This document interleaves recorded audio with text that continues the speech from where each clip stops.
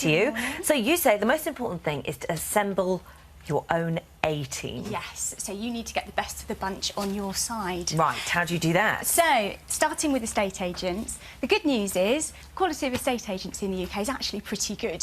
You hear the odd few horror stories, but generally they're all okay.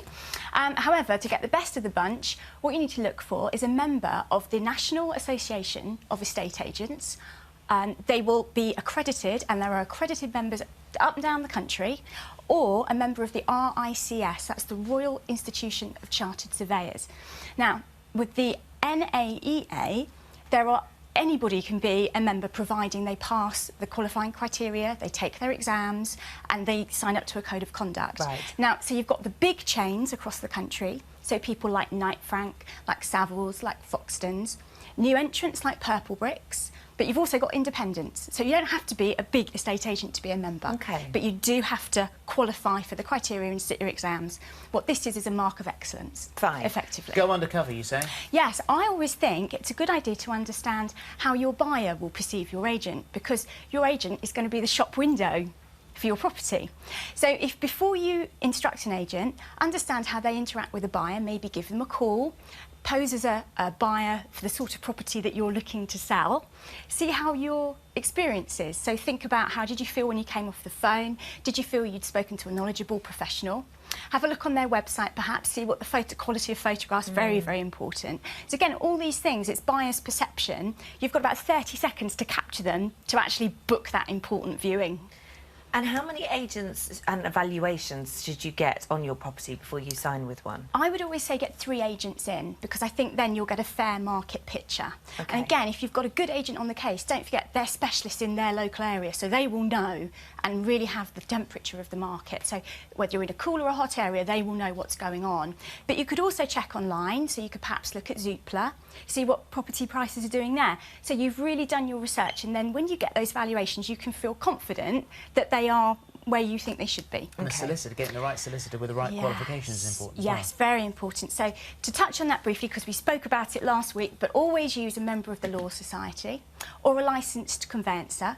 Get your solicitor on the case as soon as you can. So get your agent in place, then instruct a solicitor, because they've got a lot of work to do to get your contracts pack ready. The sooner they start that, the quicker it's all going to be. But the other top tip I would say is, once your estate agent has prepared your particulars, get your solicitor to check them.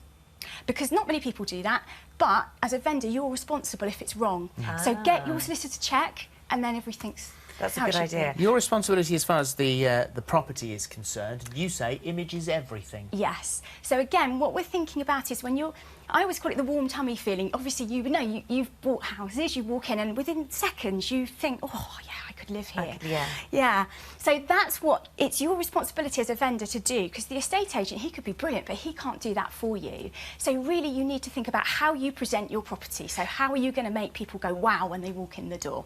OK. So what are sort of big no-nos then? Well, we've got a couple of examples. So what I would say is, first of all, just think about how you... It's been burgled. Is that a real photo that was in a... This is a property actually sold earlier this year, believe it or not. And these were the pictures used for the marketing. Wow. So that's what I mean. They obviously had a brilliant estate agent on the job, because the property sold.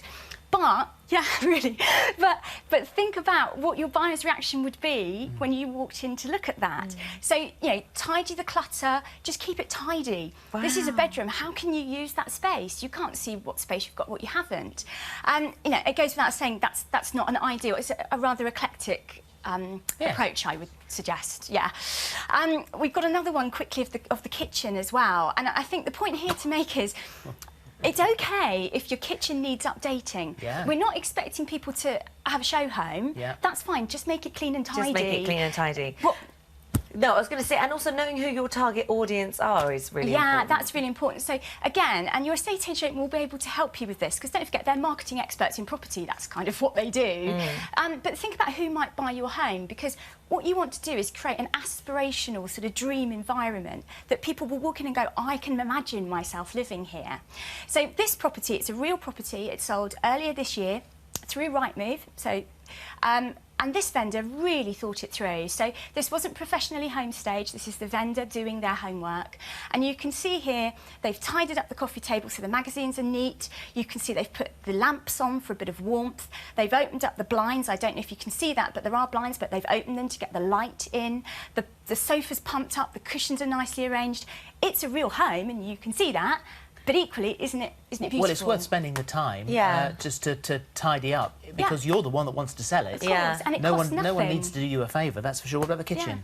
Yeah. And a kitchen, again, you know, that's the heart of the home. And so many deals, they're made or broken, basically, on a kitchen. Yeah.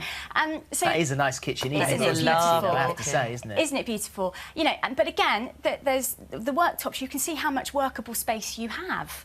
They've very cleverly, they've opened up the back door so you can see the outside entertaining zone, how the space flows. You know, So how that's the idea for that. The other thing, just briefly to touch on now. 3 questions to ask your estate agent about the person making your offer. So the first thing I would say is an agent has to present you with every offer made by law.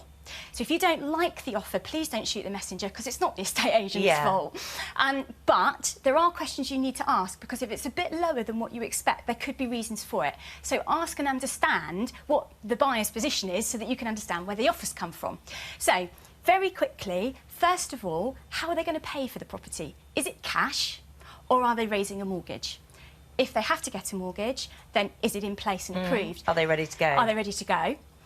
Are they non-move dependent? So that's industry speak for, do they have to sell anything? Are they in a chain? Are they in a chain? Exactly. Because again, if they're non-move dependent, then you might consider taking a slightly lower offer to get it moving. Because you might have somewhere you want to go to. Of course. And then the final question, which a lot of people forget to ask, is actually when do they want to move? Because some people might want to be in and out very quickly, which is wonderful. Some people might want to do an exchange, but with a delayed completion. Yes. And that's going to affect your onward purchase. So all of these things are the factors to really consider, and then think about whether or not that offer suits your circumstances.